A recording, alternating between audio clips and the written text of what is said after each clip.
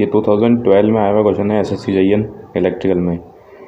ये है root mean square value पूछी गई है। ये एक वेव फॉर्म दे रखी थी अपन को, उसकी रूट मीन स्क्वायर वैल्यू पूछी थी, ठीक है। और ये वेव फॉर्म दे रखी थी रेक्टेंगुलर, और ये जो फंक्शन है वो दे रखा था xt, ठीक है। और टाइम दे रखा था, ये जो पल्स विथ है वो जो है 0 से 9 सेकेंड की पल्स विथ है, और जो टाइम पीरियड दे रखा था इस पल्स विथ का वो दे रखा था 25 सेकेंड। देखो अगर आपको इस क्वेश्चन को करना था, है ना, पूछी गई है रूट मीन स्क्वायर वैल्यू, तो आप इसको अगर सॉल्व करने बैठोगे ना वहाँ पे, तो ये होने वाला है नहीं, क्योंकि आपको एक सिंपल सा एक डेरिवेशन याद रखना है, जो मैं आपको पहले बता देता हूँ।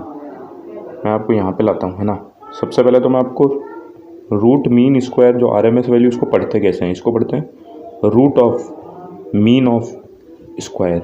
मतलब कि रूट निकालना है किसका, मीन का, और मीन निकालना है किसका, स्क्वायर का। तो इसको अगर मैं सिंपल वर्ड में पढ़ूँ ना, तो सबसे पहले अपन को करना है स्क्वायर, है ना।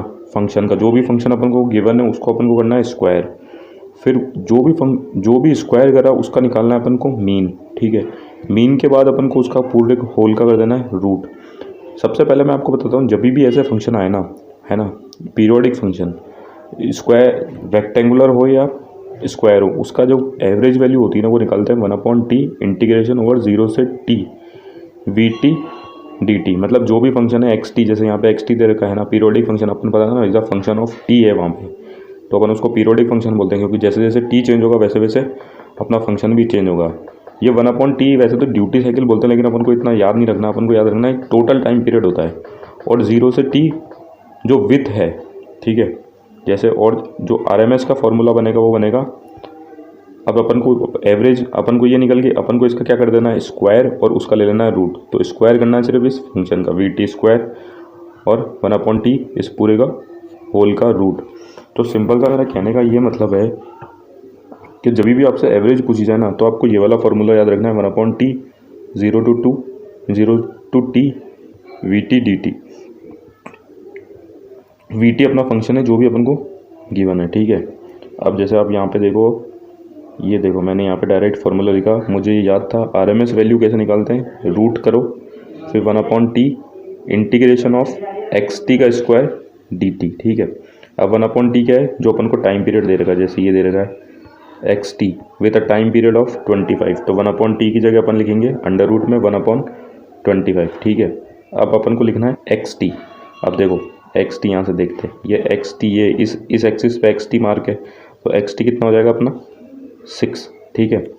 ठीक है, ये अपन ने xt की लिख दी 6 का स्क्वायर, ठीक है, इंटू dt। अब ये 0 से t, ये xt का एक्सटेंशन कहाँ तक है, मतलब कहाँ से चल रहा है, ये 0 से चला है xt और 9 तक चला है। आप जितने भी इंटरवल देखोगे ना, सब में 9 का डिफरेंस है, ठीक है। तो ये जो xt है उसका टाइम लिमिट क्या है, 0 से 9। एक तरीके से अपन इसका एरिया निकाल रहे हैं ये करके, समझ में आती है ना आपको, आपने इंटीग्रेशन पढ़ा होगा, ठीक है। तो आप ये देखा कि मैंने जो टाइम पीरियड है इस xt का वो लिख दिया, लिमिट लगाई 0 से 9। अब देखो 1/25 बाहर जाएगा, 1/5 हो जाएगा, 6 का स्क्वायर 36 dt 0 से 9। अब 36 कांस्टेंट है, इंटीग्रेशन अगर आप आओगे तो बाहर आ जाएगा, ठीक है।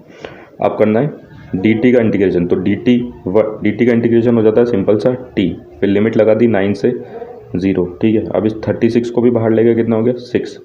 अब ये लिखा upper limit minus lower limit, तो 9 - 0, तो बच गया कितना 9, अंडर रूट 9। अंडर रूट 9 का क्या होता है स्क्वायर रूट 3, ठीक है। 9 का स्क्वायर रूट होता है 3, तो 6 × 3/5, तो आंसर आ गया 18/5। तो सिंपल से अपन को ये वाली बात याद रखनी है, एवरेज निकालना हो तो ये वाला फॉर्मूला, ठीक है। 1/t 1 टाइम पीरियड 0 से t, जो ये 0 से t वाली लिमिट वाली, जो ये जहाँ तक ये फंक्शन चल रहा है xt, है ना, जैसे मैंने यहाँ पे vt लिखा है, वोल्टेज के टर्म्स में लिखा तो वो, ठीक है। और अपन को स्क्वायर और जो RMS वैल्यू उसका सिर्फ इसी का एवरेज का स्क्वायर कर देना है 1/t, ठीक है, xt का स्क्वायर dt और होल का अंडर रूट, और 1/t याद रखना है टाइम पीरियड xt जो अपना फंक्शन है, ठीक है। और 0 से 2 जहाँ तक xt की लिमिट लगानी है, जैसे यहाँ पे 0 से 9 चल रहा था, तो वो ये अपनी लिमिट हो जाएगी। Thank you.